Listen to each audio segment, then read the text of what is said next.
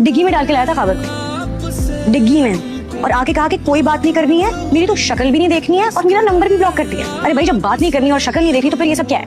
ये सब क्यों कर रहे हो? तुम भी थोड़ा अंडरस्टैंड करो, वो हर्ट है, ईगो में आके कर।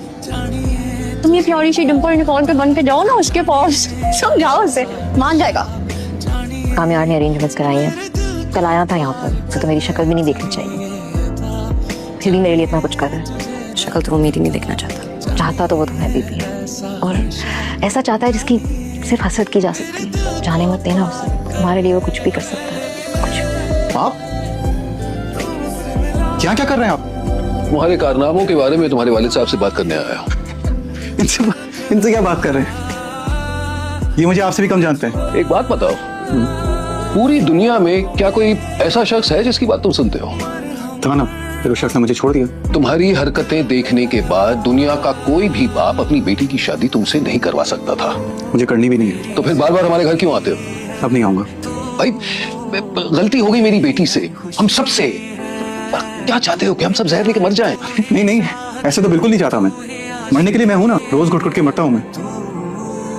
काफी है। कभी फरिश्ता बन जाता है, कभी इब्लीस से भी 2 हाथ आगे हो जाता है। मैं तंग हो गई हूँ सिलसिला। कामयार और मेरा कोई ताल्लुक नहीं है, जो कुछ हुआ उसमें कामयार का कोई कसूर नहीं है।